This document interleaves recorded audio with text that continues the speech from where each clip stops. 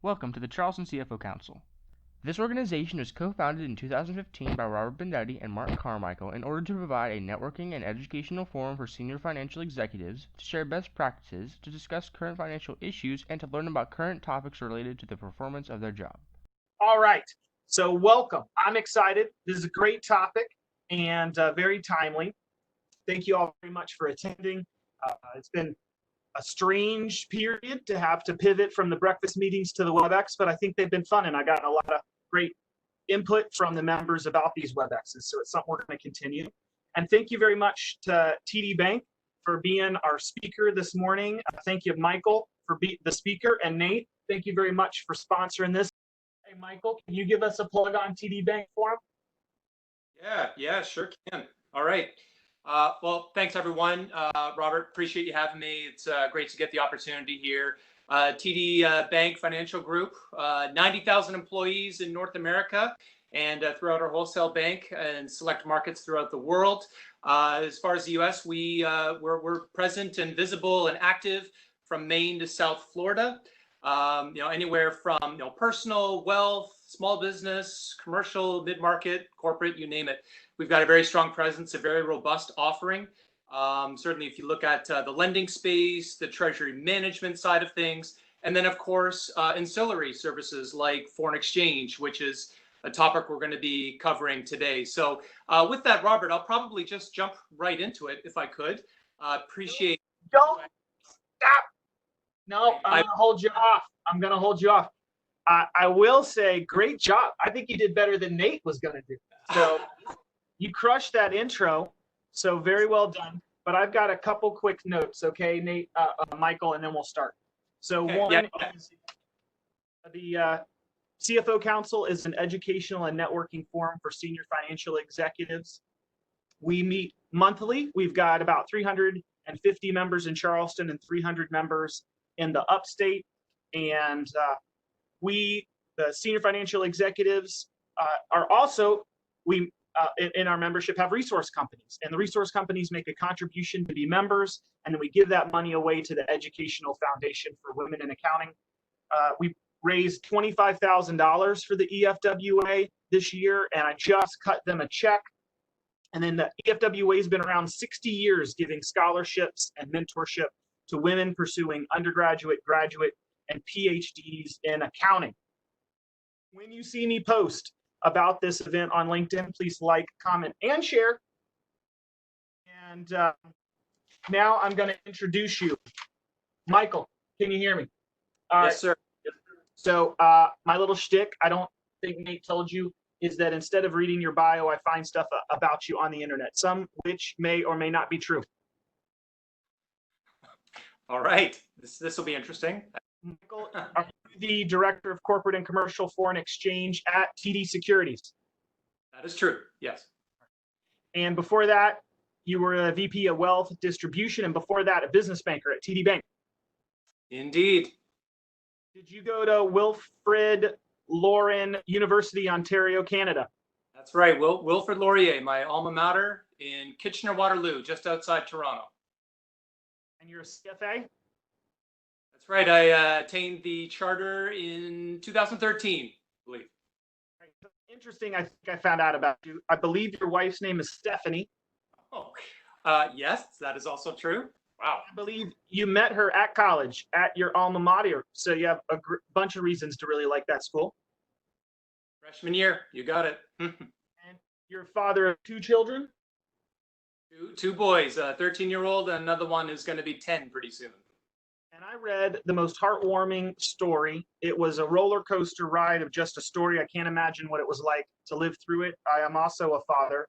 And about article about you on the Sick Kids Foundation and how your son was injured, but he's a fighter and he's battled back. And it was just an amazing story of your family and your son battling through an injury from a playground. So that was an amazing story that you gave. And I think a great testament to that Sick Kids Foundation is anybody's got room in their heart or time or their dollars to make a donation. It sounds like a great organization.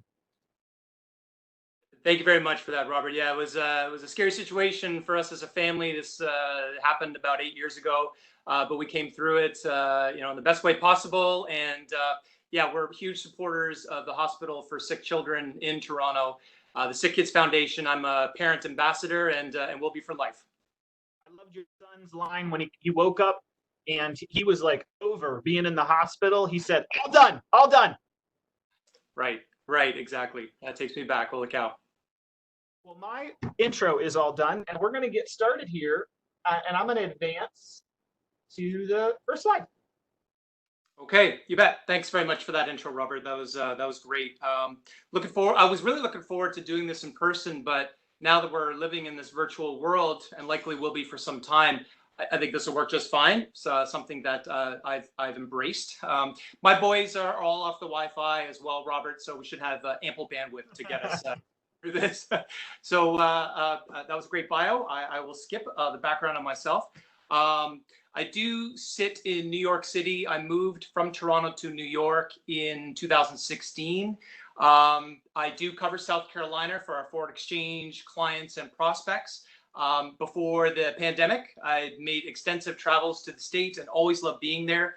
Once the stay-at-home order occurred, we, of course, put a stop on all travel for the foreseeable future and really just following all CDC and state guidelines and our own bank's guidance. So no surprise there. I was telling my boys about this WebEx this morning and that it effectively replaced the breakfast roundtable that was supposed to happen. But one of them naturally asked if I'd be eating breakfast during this online presentation, but it's okay, all good. I already did the Cheerios and coffee earlier, so we're all set there. So you have the agenda in front of you. Today's topic is foreign exchange risk management. As far as the agenda goes, I'll just give you a very, very quick overview on the foreign exchange business at TD Securities. I'll provide a very quick market update. We'll get into just an overview of hedging as far as benefits and points to consider. Obviously now in the COVID-19 world, the hedging scenarios that we've seen have unfolded in pretty interesting ways. So we'll talk about that over one slide. And then we'll get into some products. I've included 3 of our more popular ones, and we'll discuss the mechanics and pros and cons of each. And then finally, we'll wrap it up with a very quick overview on cross-border M&A and FX considerations. So let's move on to slide 3, if we could, please, Robert. All right. So last plug on TD Foreign Exchange. Why us? So, I didn't reference TD Bank's strong credit rating. I know Nate can attest to this as well. We're all very proud of it. When you trade with TD, you trade with a very, very strong counterparty, very, very strong balance sheet here at the bank. As far as our FX capabilities, we cover all the G10 majors, select emerging markets, trading centers. You'll find us in the major markets, including New York, London, Singapore, Toronto. As far as product set, we've got the full suite, whether it's spot, forward contracts, currency options, non-deliverables. We'll talk about a few of those today. Research capabilities, we've got a very, very strong bench when it comes to research, and that isn't just limited to FX, but macro, what's happening with commodities, with rates, you name it. We certainly have the resourcing here to provide that kind of research and experience. I'm on a team of 9 in the corporate and commercial FX sales space.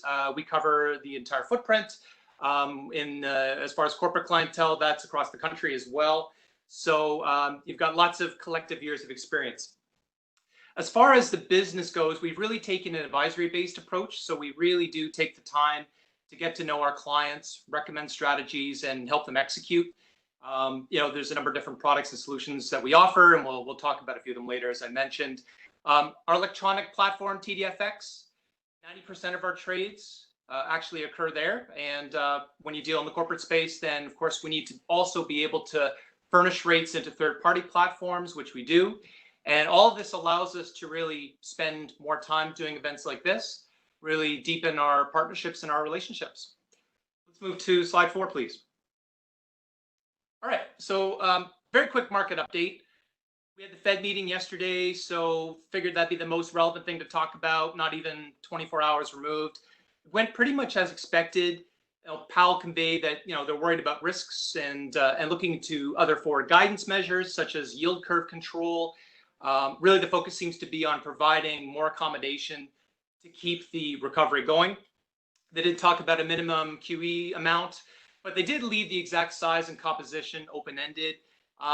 But I guess the main tone of it was very downbeat, and that they're not even thinking about raising rates anytime soon. And in fact, I think the quote from Powell was, "We're not even thinking about raising rates," to provide, I guess, a little bit of extra emphasis.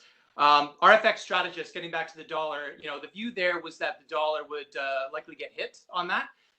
Two things really stood out from the communique: that the quantitative easing that we're seeing is going to be done at least at the current pace, which suggests they may up that amount. And then the second thing is that the dot plot that usually accompanies these Fed releases, very flat and showing zeros as far as the eye can see. So these are both very dovish anchors for the dollar. And at this point, it seems like risk sentiment is quite buoyed by all the stimulus that is out there. So, we've observed a correlation between risk and currencies. This is X dollar. So the dollar, as we've seen over the past couple of weeks, hasn't performed very well. And this really just led to, a view that this kind of price action would likely continue. I think the longer term interest rate is too far out for the market to care. The Fed is effectively giving the green light for the market to buy risk. So we're watching some key levels in the major currencies. They indeed pulled higher in the wake of the announcement. We did see overnight equities take a bit of a step back. So it was suggested this morning that perhaps this was the line in the sand as far as just how aggressive some of the language was from the Fed. It is really hard to say at the moment, and I suppose we'll see how things go over the next few days and weeks. I was explaining to Robert yesterday when we did a check the text session that it's always a bit tricky putting together market update slides because things can change on a dime. So I just want to stick with a couple of charts here for everyone. And first, as you can see in the top left, the market is not pricing in any hikes until 2023. In other words, it's expected to take that long for the economy to recover from the pandemic-induced shock. Top right, as far as the dollar is concerned, you're seeing a host of currencies along the bottom axis. Really, the view right now is pretty much everything is overvalued. The dollar itself has been oversold. And you see Australia, New Zealand, and Norway presently being the most overvalued right now. This is a visual that we shared with our clients 2 days ago, and really those three currencies feel like they have the most to lose, and you are already seeing a little bit of give back here this morning for those three. Have to touch on China briefly. Interesting observation is we noticed that treasury yields have been, having a very close relationship with the Chinese currency due to a confluence of factors. Obviously, the frictions between the two countries will likely serve to keep stimulus in place, and in addition to that, demand for treasuries. And not coincidentally, the Chinese yuan has been allowed to weaken alongside treasury yields. And then finally, the euro on the bottom right. This chart was actually a little bit surprising to me. It was put in front of our clients 2 weeks ago. What it shows is that the common currency does have some pro-cyclical qualities to it, really moving in a kind of a positive correlation with growth upgrades versus downgrades in countries around the world, not just Europe. So, what this is telling us is that if those upgrades outpace downgrades, the euro may continue to act as a beneficiary. Next slide, please, Robert. You'll have a look at our latest forecast, which was circulated a couple of weeks ago. Really what you're seeing here, TD's view, is that dollar strength is not really, even though the price action has been a little bit on the weaker side the past 2 weeks, we don't really see strength entirely going away, but maybe just waning as we get into the latter half of this year and into next. As I touched upon, there's a correlation between currencies and equities. So, you've seen the G10 space outperform of late. But really, make no mistake, forecasting is a really tough gig, even in the best of times. Now, what we're seeing right now is a bit of a disconnect between the market and the real economy. I mean, really just pick any asset. I think, though, at the end of the day, the risk sentiment related to the reopening that we're seeing amidst all the stimulus is out there seems to be driving currency prices. We are, as a bank, medium-term bears on the dollar. The price action that we've seen unfold lately here is just suggesting maybe it's happening sooner than we expected. I've also included two charts down below. You'll see the DXY, which is a dollar basket. very heavy on euro, yen, sterling, and Swiss. You can see just a historical performance over the past few years, going back to 2010.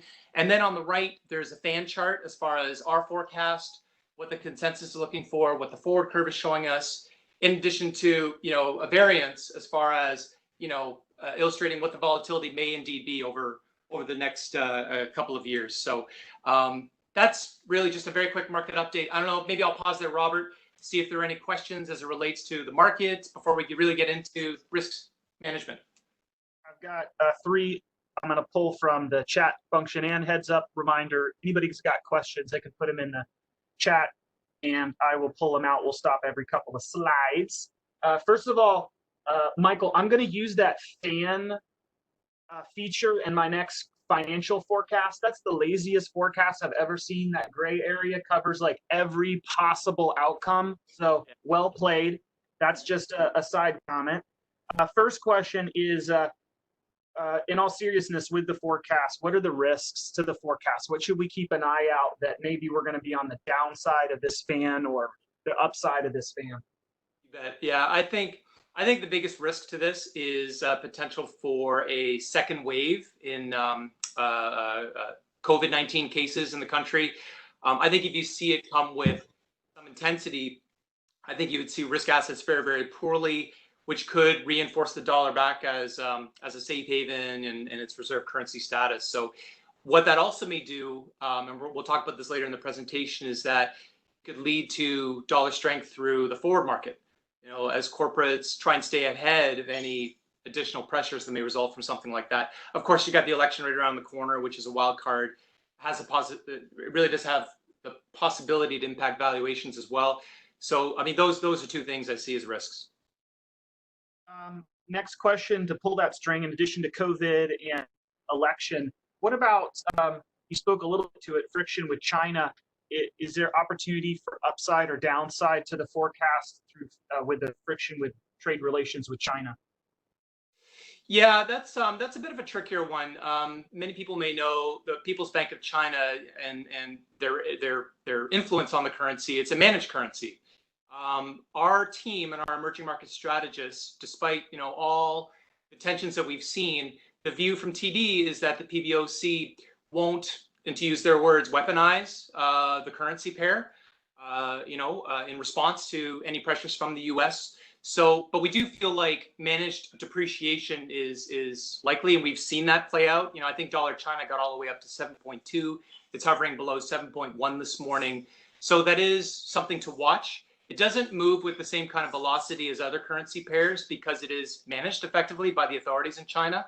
But that is something to watch for. I think if you do see tensions start to ratchet up again, hard to say in an election year as to what may happen there. But you can make a case for dollar China to move in the dollar's favor and against China. Last question I'll pull for time is any of the most recent financial market issues change? Well, first of all, does TD Bank get involved in letters of credit? And have you seen is there any changes to the processes, costs, or flow to international letters of credit because of the recent financial situation? Yeah, this is going to be a question I might have to take away, Robert. I do work very closely with our partners in global finance. We do work together naturally because there is FX exposure on some of these LCs. Oftentimes, these are done in dollar terms. Maybe what I can do is check in with my partners in trade finance, Robert, and I can circulate the answer afterwards. Great. I'll go to the next slide. Great. So we'll get into it. FX hedging. I'm going to give a very, very brief overview on the benefits and points to consider. When you look at employing a hedging strategy to manage risk, essentially the benefits around that is you're increasing the ability to weather any volatility. You're removing downside risk and giving you additional certainty by locking in margins. It really helps better compete with peers. That comes up quite a bit. People will ask, well, what are others in the industry doing? So, what we've found is that corporates and middle markets, tend to deploy similar strategies. So that's another benefit here. It does help improve year-over-year reporting, gives you a little more certainty around that, as I referenced. oftentimes you'll have board members that'll express concerns around the direction of the dollar if there is that exposure. So here's a way to stay ahead of it, so to speak. Now, as far as things to consider, when you look at putting together a hedging strategy, I think the key is to really identify what your exposures are and identify what the budget rate would be. So what do I mean by budget rate? So where you think you would see the dollar trading before it starts to really impact margins in a negative way. That would essentially be, worst case scenario or a budget rate. And if you're exposed to multiple currencies, then what are those budget rates across the currency spectrum? So I think that is something to really own in on before you look at putting together something like this. I really do think it's always important to have a policy as well that spells out rules of engagement. We've got templates on hand, and we're always happy to assist our clients in building one. The points to consider are whether to use forward contracts or options. What's the tenor situation like? Are we looking to hedge short term or a little longer term? Are we looking at just putting in static hedges or layering in proportionally? Or are you looking to manage balance sheet and roll exposures into the future? These are things that we need to identify. As far as who manages it at the corporate level, maybe it's done by CFOs, maybe it's done by someone within Treasury or on the team. It's more centralized or decentralized. Coming up with an appropriate hedge ratio, and that really comes down to risk tolerance. I would say if you're an organization that is risk averse, your ratio would be higher. You would hedge more. And if you are a little more risk tolerant, then maybe you would hedge lower, or hedge less, I should say. And then finally, hedge accounting. We actually just hired a new gentleman. He joined our team, and his specialty is hedge accounting. So we're really excited to have him. No longer do we need to outsource this to third parties. We've got an in-house resource to help with any questions around hedge accounting. Let's move to the next slide. Right. So we've kind of come through the beginning and the onset of the pandemic. We're in this new world now. What does it mean for as far as FX hedging opportunities? I will say that during the month of March, it was a very, very busy month for the desk. We had a record month as far as flows. And it really wasn't just capitalizing on the volatility, but we had a number of corporates and lesser extent commercials and middle markets who needed cash to shore up operations, not to mention drawing down on revolvers and tapping bank facilities. So on the FX side, we saw some pretty heavy repatriation flows. We saw hedge closeouts. We saw unwinds where clients, took the net present value of the dollar equivalent. And there was just such a demand for dollars and a lot of uncertainty. Obviously there continues to be a lot of that as well. So what were some things that we looked at? Our order book, even though we're a North American bank, I did reference that we do have international centers. So we had clients that left standing limit orders with us for any number of reasons. And effectively, they're 24 hours. So our traders would work those over that 24-hour window. If levels got hit overnight, which was incredibly common in March, then we were basically just covering the ticket the next morning and letting our clients know that overnight levels met their objective. So that was a big product for us. Volatility, of course, creates a lot of opportunistic trading levels as entry points, whether it's spot or for hedging. We saw a number of restructuring opportunities. We tried our best to stay in front of those. Currency options. So options provide additional opportunities for our clients. We've seen a pickup in that business. And, the idea here is that we customize a strategy that's suitable. We've got a number of different structures. We'll talk about just two of them later on. But it really takes knowing the business, knowing comfort level, tolerance for risk. And that's something that we always strive to do before we introduce a trade idea. And the point here really is that no matter what the exposure is, be it one of the major currencies or emerging markets, we can assist our client base manage through the risk, given the uncertainty that's been brought on by the pandemic and as the economy reopens. Maybe I'll pause there. Any questions on that? Yes, a couple questions. One is, what about an example of an effective trade at the beginning of COVID before this all kicked off? Any examples to share? Well, yeah, I've got one kind of and I'll share one post if I could. So pre-COVID, we had a client based in just outside of Greenville that was exposed to the Mexican peso. And anyone that watches Dollar Mex from November up until early February, it really moved in Mexico's favor. Dollar Mex was trading sub 19. I had a client, like I said, that their budget rate was something closer to 19.7, and their dollar sellers, peso buyers. So, they're really concerned about the direction, and were reevaluating their strategy on how to deal with it.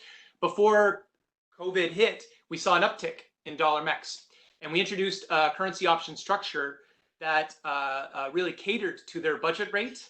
We introduced a little bit of leverage to it to basically get them up to the point where they need to be.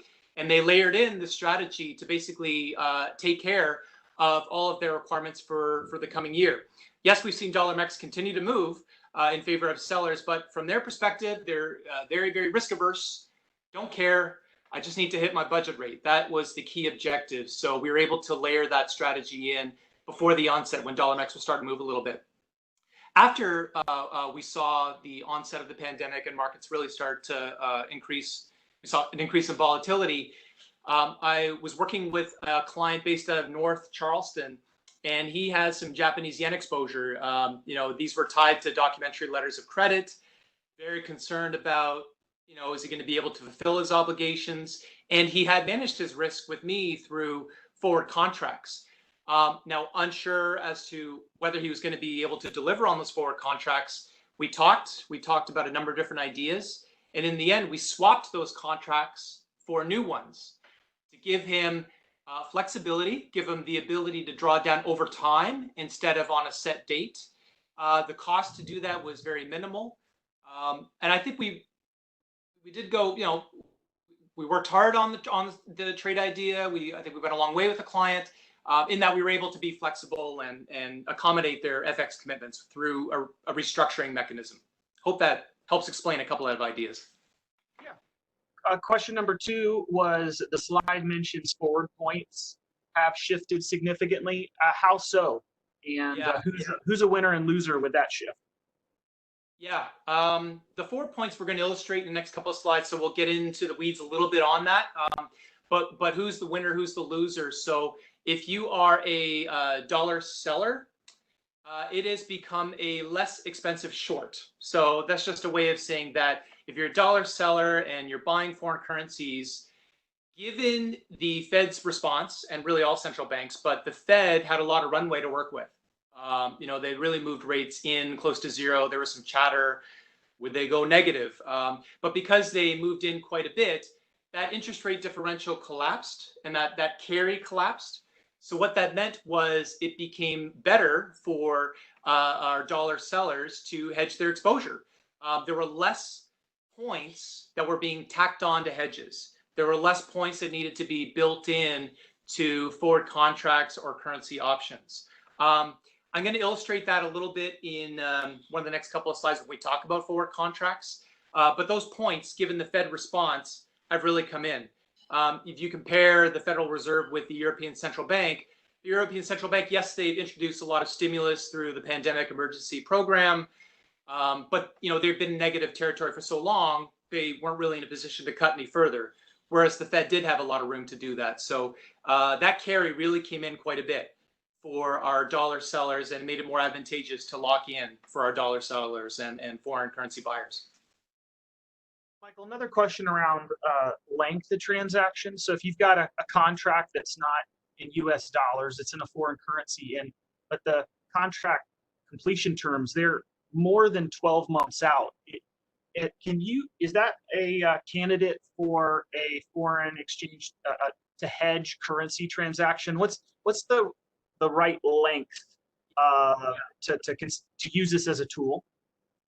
I tend to see most hedging transactions within 12 months. For obvious reasons, it's clean, kind of fits in with fiscal year ends and that sort of thing.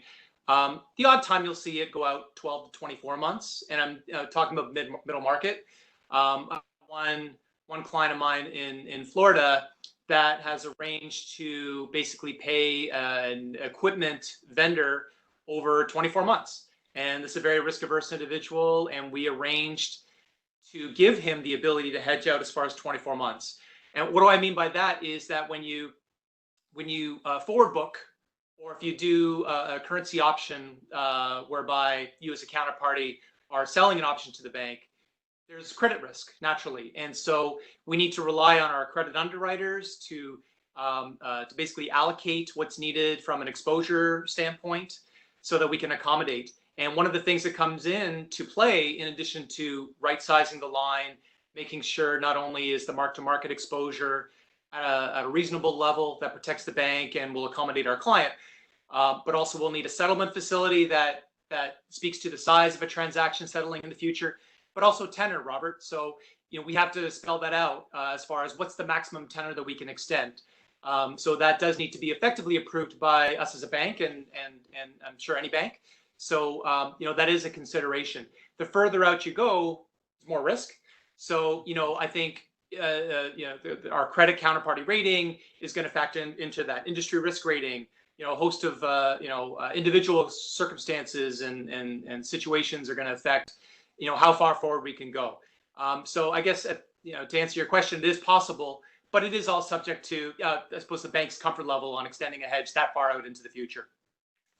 Cool, thank you. I'm going to hold the rest of the questions for time, and I'll advance to the next slide. Okay, how are we doing for time, by the way, Robert? I think we're doing great.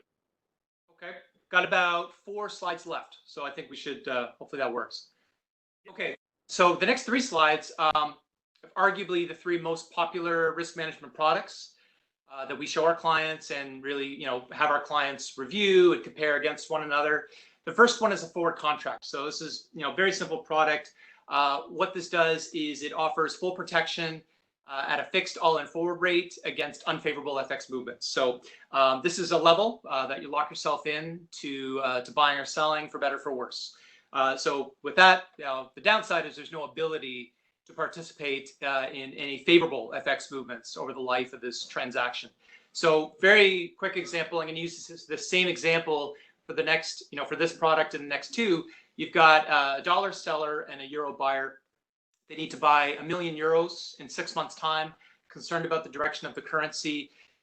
The all-in fixed forward rate, and I priced this up yesterday afternoon, is 1.1475. So how did I come up with that rate?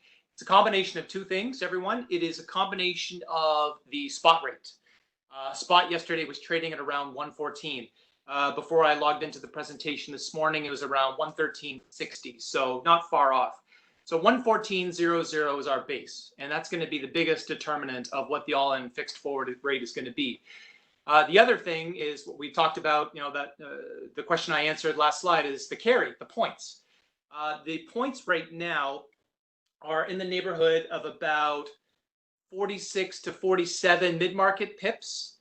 And so the all-in forward rate that we would extend to basically, cover our costs, manage the credit allocation, the all-in fixed forward rate is 114.75. So there is some margin built into that to cover those items. But effectively, we're taking the mid-market forward points and we're tacking it on to the spot rate and adding a bit of margin, and you're coming up with an all-in fixed forward rate in this scenario of 114.75. The question earlier was, how is this changed? So, if I did this presentation for everyone 4 months ago, that 6-month forward rate, instead of 114.75, would have been closer to 115.50. So that carry has really come in favor of our dollar sellers and foreign currency buyers.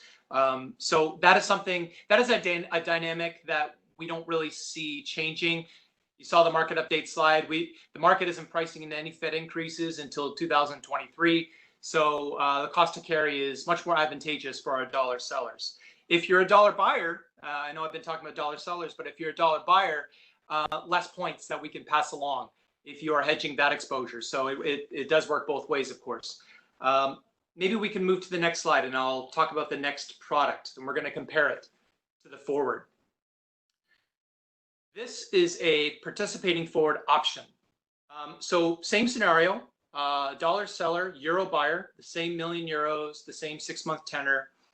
What this does is it offers full protection at the protection rate, at the strike price, against any unfavorable FX movements, but it also allows for the ability to participate in a favorable movement on a ratio of the total notional. To make this product work, that protection rate rather needs to be set slightly worse than the forward rate. And you see that here, protection rate extension of 116. So that is indeed a little bit less favorable than the 114.75 you saw on the slide prior. This product uses a leverage or a participating factor of 50%. So why don't we get into an example that illustrates that? Using that 50% leverage, if we come to expiry in 6 months' time, and that euro, first of all, if it's trading higher, if it's at, say, 120, you are exercising your option on this, and you are buying that million euros at 116. That's your option. If we are below 116, so say we're at 110 in 6 months' time, the 50% leverage kicks in, and instead of buying a million euros at 116, you're only committing yourself to doing 500,000 at 116. And the other 500,000, you're enjoying the lower spot rate to make up the difference as far as the total notional amount. So you can see the benefit here. If you have a view that euro is going lower, but you need protection in case you're wrong, this would be a suitable product, because you're giving yourself full protection should euro go higher, but also the ability to participate if it does play out into your view of euro lower to a limited degree. If your view was euro higher, you would stick with the forward contract on the earlier, the previous slide, because that was the more advantageous rate. I hope that makes sense. This is an option structure as opposed to the forward. So this option structure actually involves, to make it costless, it involves buying an option and simultaneously selling an option.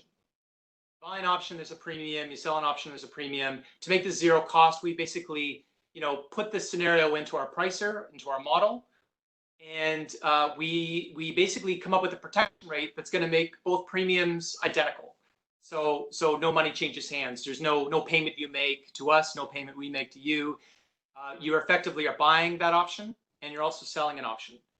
The option you're buying in this case is to buy a million euros at 116. The option that you're selling to TD is the ability for us to sell you euros, 500,000 euros at 116. It's a very binary type of outcome at the end of this contract. We look at where the rate is, and either you're in the money and you exercise us, or we're in the money and we exercise you. So that's just a real quick and dirty on how the participating forward option goes. I would say this is probably, after a forward contract, the next most popular product. Robert, let's go to the next slide. All right. Thank you. So this is the last product we're going to talk about. It's a risk reversal.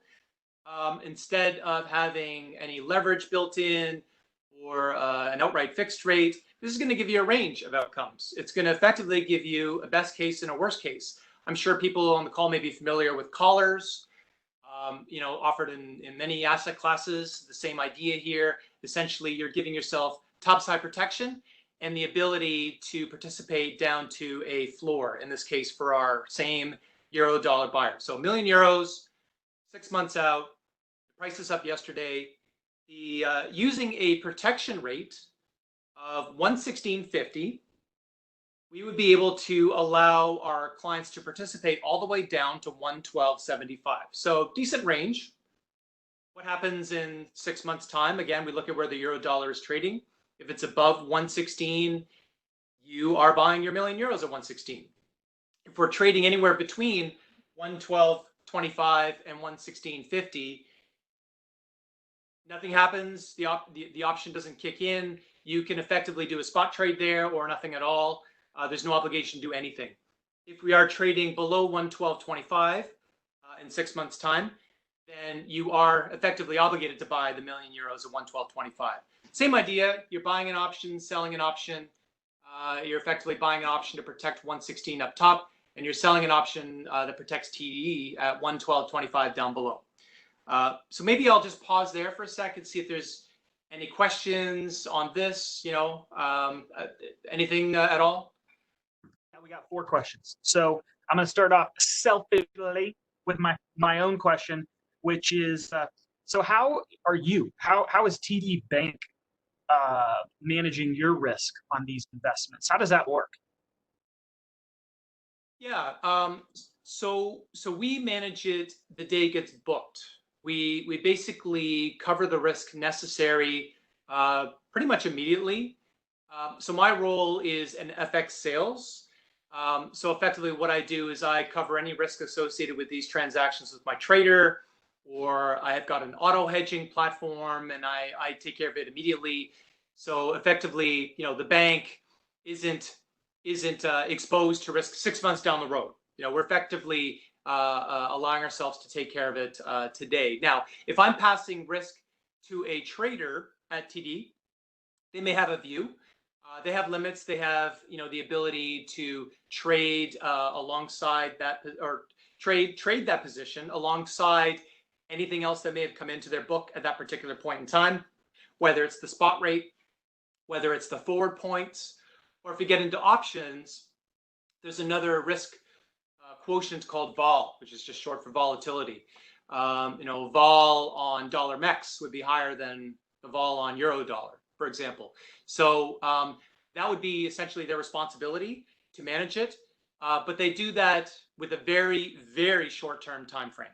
They're not going to wait 6 months and take a chance and see if they're in the money or out of the money. That's it wouldn't be responsible, and it's not obviously within our bank's purview to do that. So we effectively manage the risk on these instruments pretty much immediately. Okay. Question number 2 is, for each one of these 3 examples you brought up, forward contract, the option structure, and the risk reversal option, could you give an example of a client where each one of those was the right tool?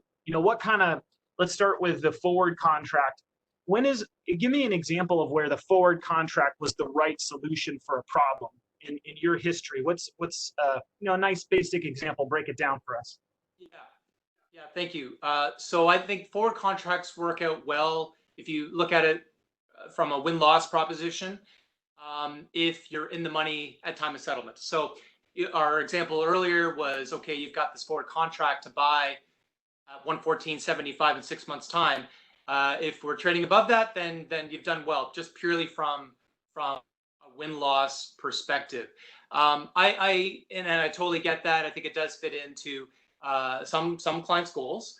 I think we take a pretty conservative view of it on the desk, in that if your stated budget rate is something higher than that, then maybe you hedge less. Maybe you have that ability to weather the volatility better than others. So I think the view there, Robert, is that it more should come down to what's your budget rate, what are your goals, as far as really looking at it in through the lens of win-loss.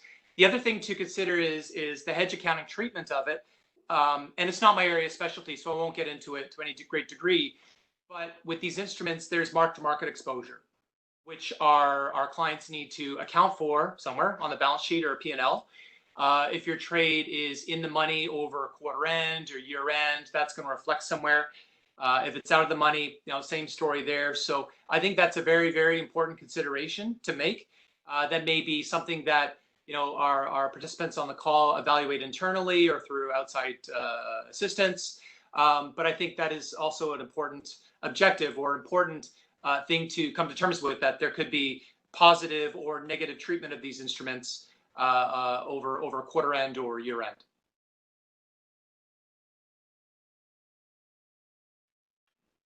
And what about when we talked about the range, the forecast potential for the foreign exchange rates? Are there particular indicators, leading indicators that you look at that maybe we as CFOs, we need to keep an eye out on, that help, that you think are leading indicators for foreign exchange rate changes?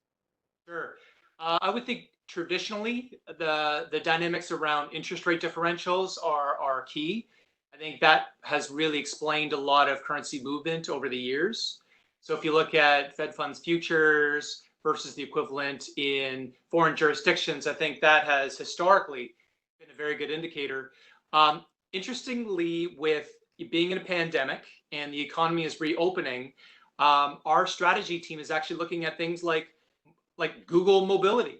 Are people actively engaging the economy? Are they Are they getting out? Are they going back to restaurants? Are they going back to hair salons? That kind of thing. So, it's maybe feels a little bit odd looking at that as an indicator, but I could tell you that our chief macro strategist, Jim O'Sullivan, he's talking about that every week, really, since the onset of the pandemic. He's got nice charts that show pickup in activity from a mobility standpoint across the country and what that may mean for economic activity. So if we're looking at one thing to watch over the next little bit, that'd be one. The other thing too is just given the Fed's goals around full employment and inflation. I think those are going to be key things to watch for now. Obviously, the data set has been brutal. We saw initial. I haven't looked at my screen here outside of this PowerPoint deck, but we did get initial claims and continuing claims this morning. Those are pretty relevant right now, probably more so than inflation.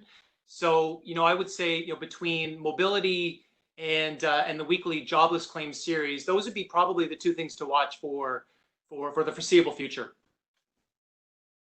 Well, I'm gonna have to check out that Google Mobility.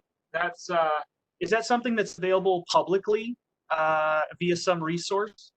Yeah, possibly. I've never done a Google search on it, but what I could do here, Robert, if it's helpful, is I'll circulate our most recent research piece. I think they call it the COVID Monitor, which shows a number of indicators, but they lead with Google Mobility. So I'll send that out to you if you would like to forward it to your membership. For sure, and I'll include it in my financial forecast to the company on Monday. So I'll look super smart. And the first time I give the presentation, I'll give you credit, and then after that, I'll just act like I made it up. Understood. All right. Last question. I'm gonna hold the rest for time. Is just around back to this forecast slide 5 that I'm showing. Any industries that you see are winners and losers of the bottom and top end of this forecast? Well, I would say if you look at just strictly from a currency standpoint, if you're an exporter, then you'd be a winner. If you're really just sticking to the forecast and we're correct on the assumptions that went into this, if you have a client base based internationally, if the dollar weakness, and we are medium-term bears, despite us showing, strength in the dollar coming into Q2, it doesn't look like we're going to hit those marks. But, into the latter half of this year and into next, provided all else holds equal, if you do have an international base and you collect payment in foreign currency, you're going to get more out of it. So that may not be industry specific, but through the lens of, international exposure, certainly if you're an exporter, you would stand to benefit if our forecast is correct. Conversely, if you import, I think all the more reason to, coming back to today's topic, look at managing the risk. And it is just a forecast. I think it's a nice to have. I think it is, we're absolutely happy to share, and we've got a research team. This is their job. This is what they do. But it has to fit into your view. I'm sure you may have other sources that you use and have come to count on. And so maybe just a quick plug, if anyone wants to get our daily research pieces, our monthly forecast, certainly feel free to reach out to me independently and I can get you on those lists. But to answer your question, Robert, if you do have an export base and the dollar weakens, then your margins would be helped by that outcome. Cool. Well, folks are hitting me fast and furious with questions, but I'm going to hold them for time and let you advance, give you time to close your presentation. Okay. So lastly, this last slide, I just want to spend a little bit of time talking about M&A. May not come up too often, but really what I wanted to share here is things that we think about and that we want to enlighten our clients about if they're making a foreign acquisition. So here's a very, very hypothetical situation. You've got a US company that's purchasing a Canadian target. This Canadian company may have international exposure as well. So a lot of people think, okay, well, the FX risk is on the Canadian dollar. We're negotiating a price for this acquisition. The Canadian dollar exposure is going to be a relevant factor. So absolutely, that's a key consideration. But from our perspective, it's not, obviously just a matter of making the deal, and that's the end of it. You got to consider, not just the pre-FX risk, but also post. And again, this is really where we're taking our business now, is more on the advisory side. We want to make sure that our clients have a mix products and solutions to consider. And we'll spend the time necessary to go over them with them. So, you think about things post-close, you're going to have now balance sheet risk. You're going to have cash flow risk, presumably some net investment risk that you may need to hedge, and then earnings. And it's not just Canada. If this, this hypothetical situation, this Canadian company may be selling abroad or importing from abroad, there's going to be perhaps a multi-currency exposure. So what we will do in situations like this is we'll say, okay, well, let's talk about the forecast, see if we can optimize the best way possible to address the FX risk post-transaction, post-close.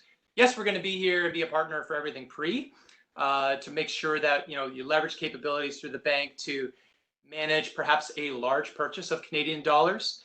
There could be market risk attached to that naturally if it's a large transaction. And then if you're looking at, maybe just lastly here, Robert, on the top right, there's a quadrant that speaks to different hedging strategies, some of which we've touched on. If this M&A transaction was 100% certain, you probably just want to take care of your risk through some kind of a forward mechanism and not leave anything open to chance. You know where the Canadian dollar needs to be to make this transaction work. So you think you would just take all the risk off the table and not get into an option where maybe you'd be getting a less advantageous rate at the end of it. But if the transaction is less certain, maybe there's a possibility of it falling through, but you need to cover that FX risk, you may want to consider an option instead, so that if the chances of it closing are something closer to 50%, you wouldn't want to do a forward contract. You wouldn't want to be handcuffed to an obligation if something like this were to not happen. Obviously, that would not be not be a positive thing. So maybe you would look at something like just a straight out of the money vanilla option, which is like insurance. You basically say, okay, well, I need to make sure that the Canadian dollar is no worse than this level if I'm going to be going through this transaction. And so you purchase that option. Maybe you build that into the price of the acquisition. And then if the acquisition falls through, well, the option, you can sell it back to the bank. You can let it run its course. There's no obligation to perform on the hedge with something like that. So again, this is just an illustration of things that we will walk our clients through if they're considering an acquisition. So yeah, just really want to raise some awareness and identify some pre and post risks. I acknowledge this may not be a common situation, but if anyone on the call is working with partners or COIs, I'd be happy to participate and share some thoughts. So. Michael, that was awesome. For time, I'm not gonna be able to get to the last questions, but I will be sending out the deck to all members and a link to the recording, as well as contact information for both Nate and Michael for any follow-up questions, if you guys want to speak to them directly. And I think that was a great presentation, Michael, and a real call to action. If in many areas, one I took as a note is a sensitivity test to the budget, and based on the forecast and the information that we provided, that is a great thing to do, especially right now as we're kind of mid-year. We've got some new inputs. Maybe we're doing a reforecast. This is a great time to use this information for a sensitivity test. And a note here to myself, but all of us, that we don't have to do this alone, right? We need to reach out to our financial institution or institutions or TD Bank if our financial institution doesn't have this kind of resources.